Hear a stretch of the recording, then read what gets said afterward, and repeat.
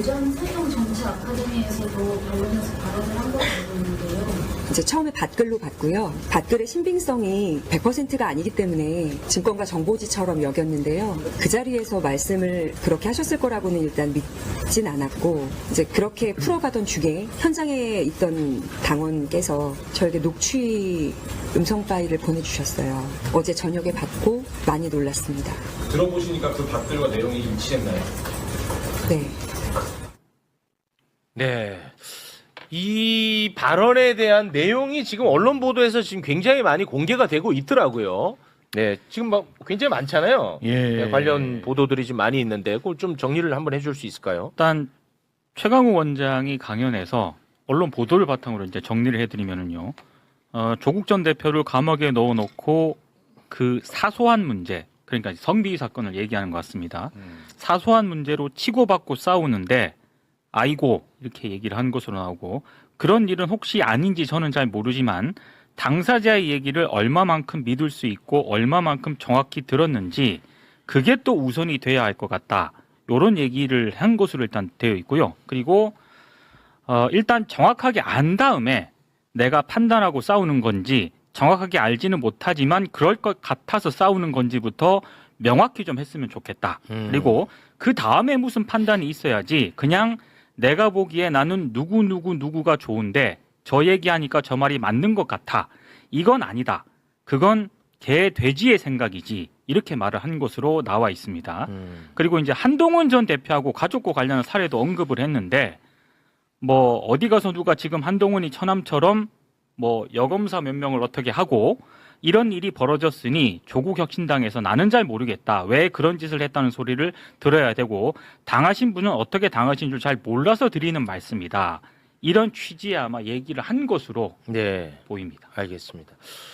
관련해서 뭐 좀 말씀 좀 부탁드리겠습니다. 일단 최강욱 원장님의 발언에 대해서는 최근에 있었던 일이니까 여러 가지가 좀 복합적으로 있는 것 같아요. 그래서 지금 이제 정청래 저는 대표께서 상당히 지시를 잘했다고 봅니다. 그래서 직무감찰을 좀 해서 그 윤리감찰단에서 이 조사를 좀 하겠다는 조치가 있었는데, 사실은 권력을 가진 사람이 꼭 정치인만, 그러니까 그 당 국회의원만 있는 건 아니거든요. 그러니까 네. 여러 가지 정당의 대표나 의원들이나 어떤 여론에 영향을 많이 미치는 자리일수록 그 힘이 있는 건데, 최강욱 원장님께서 이제 민주당의 당직을 가진 상태에서 조국혁신당 연수 행사에 가서 일단 이 발언이 나왔다라는 게 네, 맞아요. 일단 첫 번째로 좀 문제가 될 것 같고요. 네. 그리고 두 번째는 아까 말씀하신 대로 이 피해자에 대한 상당히 이건 좀 사소한 문제다라는 표현 자체가 이게 문제가 되죠. 네. 그러니까 이건 2차 가해 내지는 여러 가지 그 후속적인 문제를 낳을 수 있는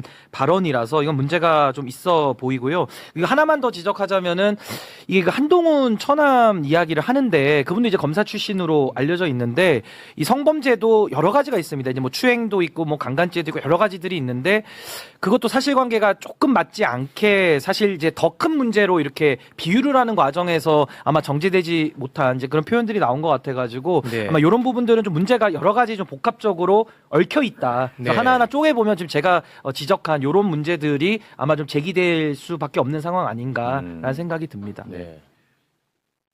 비슷해요. 그러니까 가장 문제 될 수 있는 부분은 그거잖아요. 이제 조국 전 대표를 감옥에 넣어놓고, 그건 뭐 조국 혁신당 당원들이 넣은 거는 전혀 아닌데, 하여튼 네. 전 대표가 감옥에 있는 상태에서 왜 이런 사소한 일을 갖고 싸우느냐. 근데 이제 그 사소한이라는 표현 자체가 네. 인식이 잘못된 거 아니냐. 그러면 뭐 전 대표가 감옥에 있으면 어떠한 일이 당 내에서 벌어지더라도 다 침묵하고 이른바 단일 대우를 유지하기 위해서 다 묻어야 되느냐. 뭐 이런 식의 논리가 나올 수 있기 때문에 그 부분이 문제였던 것 같고, 저도 그 사실은 사면복권 기사 보면서 알았어요. 아, 최강욱 전 의원의 당적이 민주당이었구나. 이건 큰 풍자다. 네, 알겠습니다. 아니 그러니까 민주당 교육연수원장이 왜 조국 혁신당 아카데미에서 물론 뭐 교차로 강연을 할 수도 있습니다만 네. 본인이 이제 그런 오해를 많이 받고 있다고 하면 오히려 그런 자리를 좀 피했어야 되는 거 아닌가라는 네. 생각이 좀 들어요. 예. 우리 변호사님 의견도 궁금합니다. 뭐 최강욱 의원님의 워딩이 좀 부적절한 부분이 있었는데 네. 그렇다고 해서 최강욱 의원님이 뭐 어떤 사실관계를 확정해가지고 누군가를 비난하거나 누군가를 저격할 의도로 한 말이라고는 전혀 보여지지 않아요. 그리고 사실 이제 뭐 누구와 누구의 관계를 이야기하기는 좀 그렇긴 하지만 최강욱 의원님 같은 경우는 이제 제가 알고 있는 범인의 강미정 그 대변인님하고 같이 방송을 진행하기도 하고 방송을 오래 한 예, 걸로 예. 알고 있습니다. 그래서 개인적 친분 관계도 있기 때문에 뭐 어떤 특정 대상을 저격해서 이야기를 했다기보다는 그냥 이 자리에서 그러니까 이게 당 전체의 어떤 구조적인 문제라기보다는 개인의 일탈 정도의 문제인데 이걸 가지고 너무 이렇게 당 전체가 과민해서 반응하는 것도 좀 적절하진 않다. 이런 의미에서 이런 발언이 나오지 않았나. 저는 좀 그렇게 판단이 됩니다. 네. 최강욱 원장과 관련된 사실관계는 이 지금 녹취가 혹시 그 공개가 됐는지 제가 그건 잘 모르겠는데 이건 어떻게 보면 굉장히 그 분명한 사실관계가 있고 네. 여기에 대해서는 뭐 각자가 저는 판단을 할 수 있다고 봅니다. 네, 그래서 이 부분은 이 정도 선에서 좀 마무리를 해도 괜찮을까요? 아니 근데 네. 그 최강욱 전 의원님이 좀 말씀을 편하게 하는 스타일이잖아요.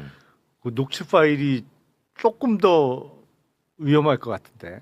아, 그게 만약에 아니 많이 이게 약간 나온다면? 이렇게 활자화된 거하고 아, 네. 이렇게 실제 어투나 실제 녹취가. 이게 약간 다를 수가 있잖아요. 근데 아니 악의적이지는 않은데 네. 말을 좀 편하게 하는 스타일이잖아요. 그러니까 저는 여기 오기 전에 전체 녹취하고 내용을 다 확인하고 왔거든요. 아, 그러셨어요? 네, 앞뒤에 어떤 맥락에서 이런 발언이 나왔는지 그게 일반 사람들도 접근할 수 있는 정보인가요? 그건 잘 모르겠어요. 아, 네네네. 네, 그래서 함부로 공개를 하기는 좀 그렇긴 아, 한데 네네네. 아무튼 뭐 이런 부분에서 저는 워딩 선택은 분명히 부적절했다고 아. 봐요. 부적절하다고 보는데 네. 이게 뭐 어떤 한 개인을 뭐 저격할 목적이라든지 2차 가해 목적이라든지 전혀 그렇게 보이지는 않았습니다. 그건 네. 어디까지 제 느낌을 보이니까. 네, 근데 네. 이게 네. 뭐 어차피 공개된 강연이니까 예. 강연에서는 뭐 이거를 누군가가 녹음기를 뜯어놨다 해서 위법으로 될 수가 네. 없는 거거든요. 네. 그러니까 누군가가 이제 녹취한 거 아까 들어보셨다고 하니까 이제 녹음을 해서 아마 뭐 공개를 하셨던 것 같은데 네.